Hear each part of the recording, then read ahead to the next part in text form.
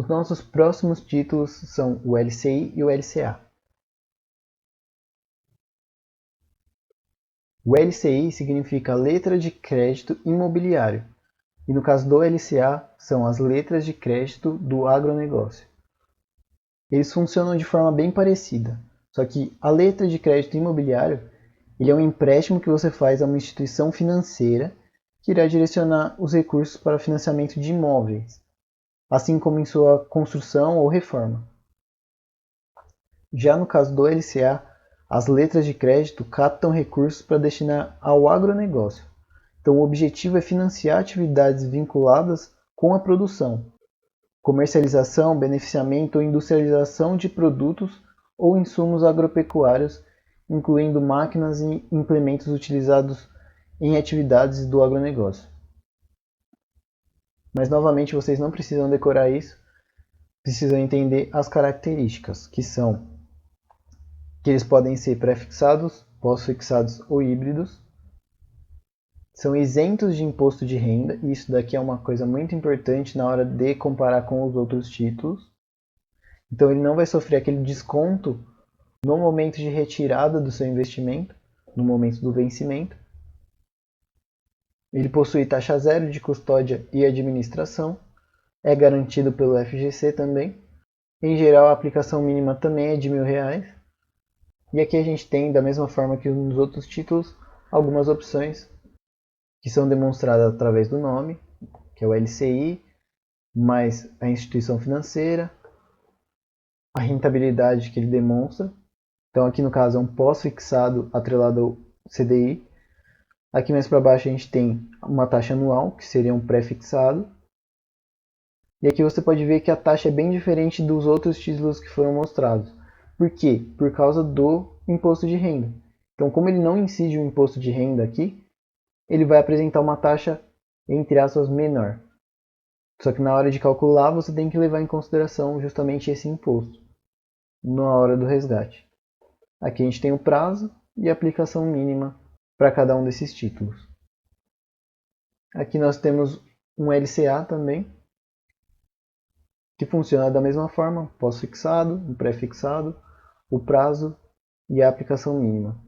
Como eu falei, existem outras várias opções. Aqui, por exemplo, está na ordem alfabética, só está mostrando as instituições financeiras que começam com A, ou seja, você tem outras várias opções na hora de escolher.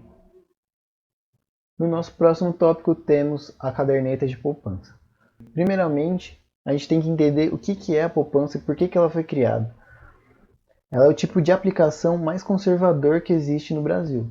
Ela foi criada há mais de 100 anos atrás como uma forma de atender as camadas mais pobres do país, por ser de fácil acessibilidade em termos financeiros. Ou seja, você não precisava ter muito dinheiro para poder investir, porque antigamente só conseguia investir quem tinha muito dinheiro.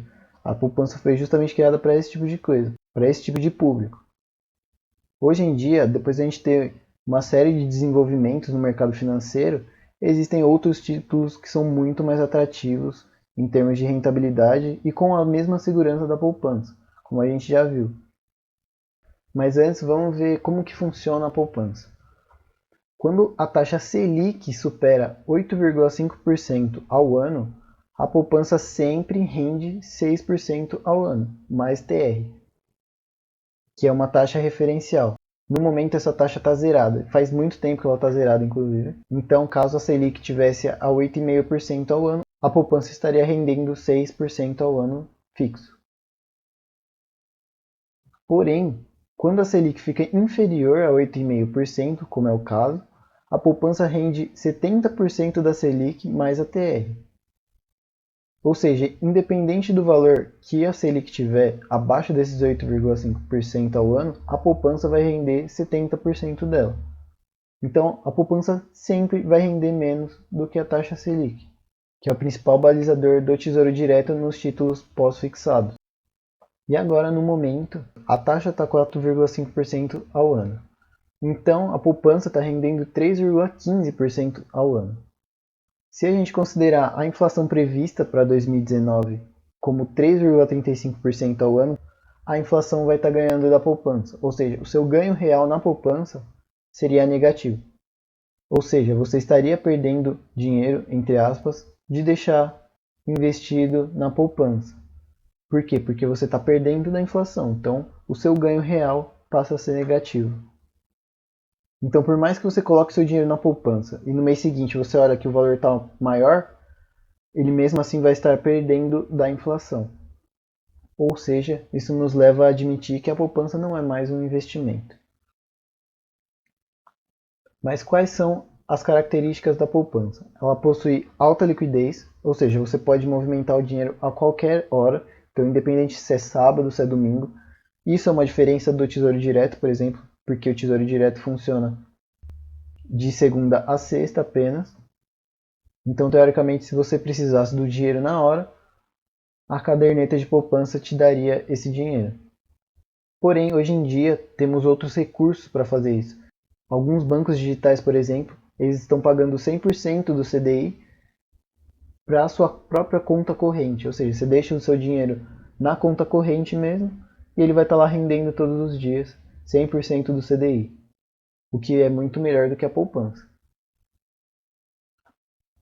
Outra característica que a poupança possui é de ausência de taxas de custódia e administração.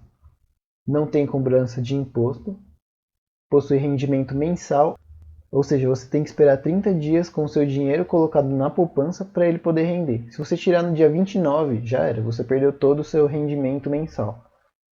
Então isso é um ponto negativo também, a mais que existe na poupança.